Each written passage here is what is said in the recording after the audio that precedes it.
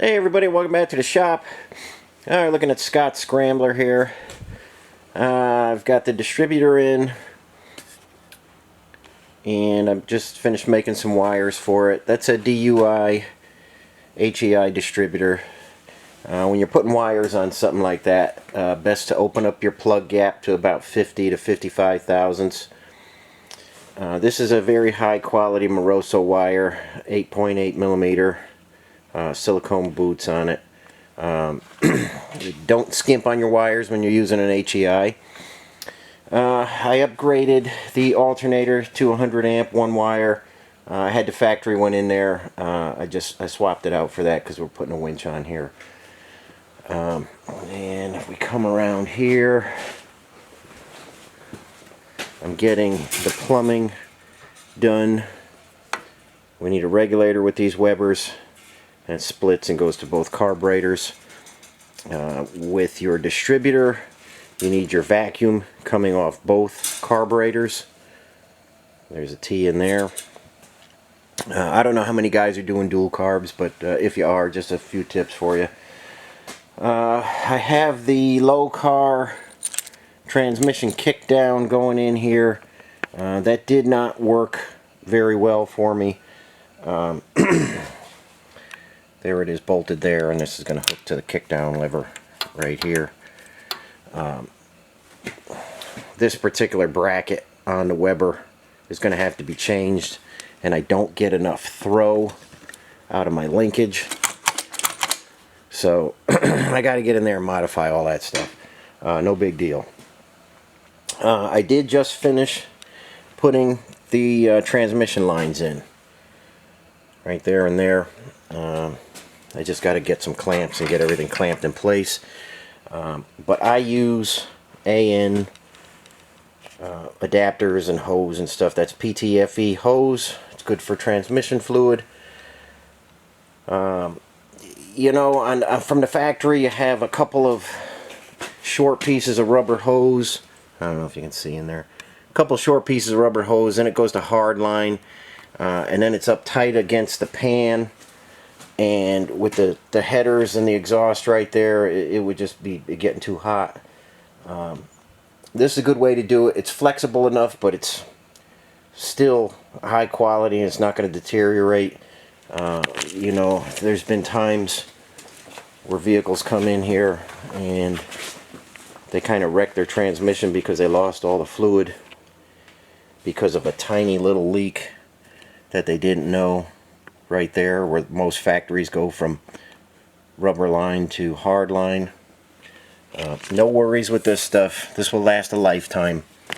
And I run it a little bit different ways. This is going to come up. This is going to get clamped right to the transfer case. And comes in right there. If you don't want any trouble, that's a good way to do it. But as you can see, I'm trying to get close to starting this engine, little by little, chipping away at it. I've just got a junk grill with the radiator on it, and just getting close to firing this guy up. So it's been a long time coming, but I still got a bunch of stuff to do, but I'll take you along for the startup when that happens.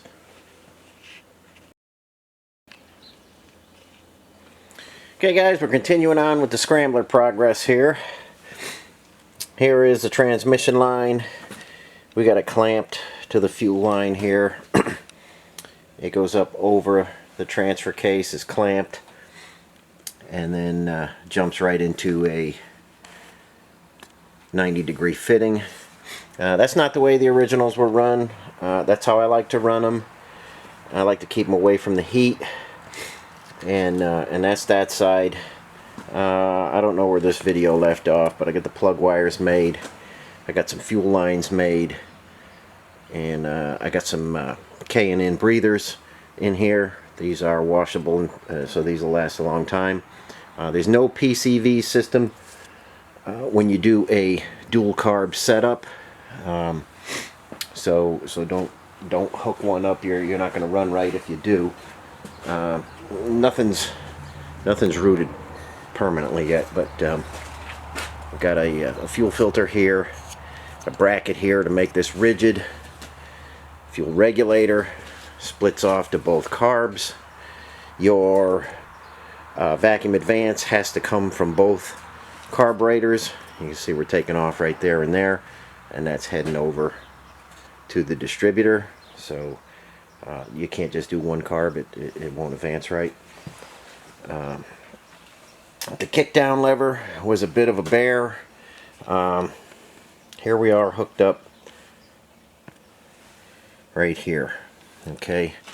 The factory carb and most carbs have their linkage on the driver's side. The Webers, they have it on the other side.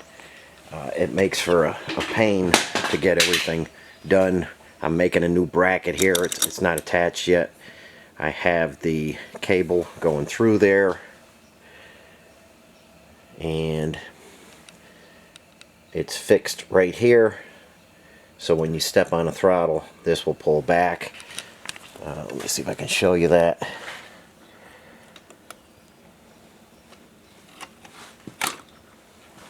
And it's kind of tricky with one hand, but there it is.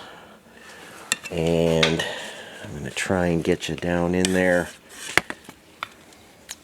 The factory linkage on the Weber is going to be too short. You're not going to have enough throw. And you can see I added a piece of aluminum there. And that's where I'm hooked up down there. That was a bit of a bear. I made this like this so I can put the throttle cable in there. You guys know on the factory carb, you got a bunch of linkage here, and the carb has its linkage on the driver's side. So we're going to use a low car universal throttle cable as well. And if I can get back here, okay, this is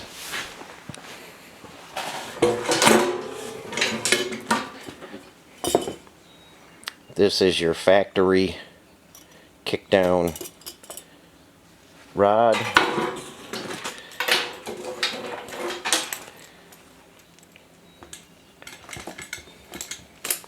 And there is your factory linkage. There's a lot going on here. And all this doesn't fit on the dual carb manifold, so all that's just garbage. And it's not a great way to go. The factory linkage was terrible, but we're gaining on it. Let's come around here. We're gaining on this, and I have it right to the point where I could almost fire it up. And this is where I want to leave it right now.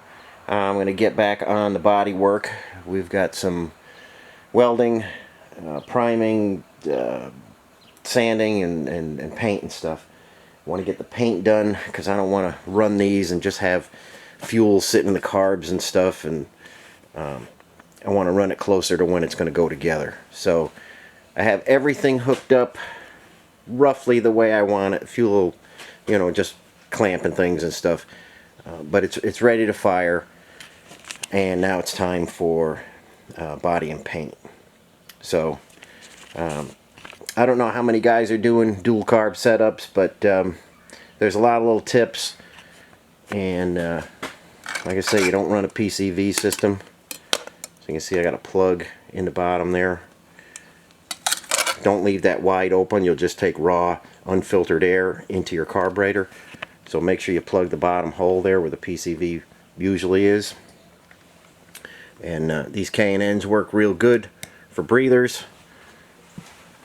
And the only place you should put a filter is between the fuel pump and the carburetor. Don't put it before the fuel pump. You don't want to restrict any kind of fuel into these carburetors. We'll probably set this about 2.5 pounds, this regulator. The Webers are very finicky on fuel pressure, and we have one 5/16 line bringing fuel in. There's no return line on this type of setup, so if you have a return line, you're not going to use it. And like I say, we're going to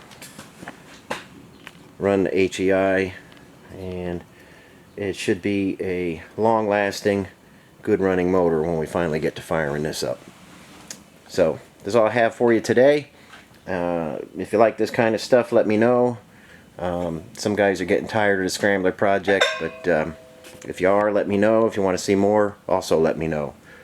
So like the video, subscribe if you like this kind of stuff, and thanks for watching, and I'll catch you on the next one.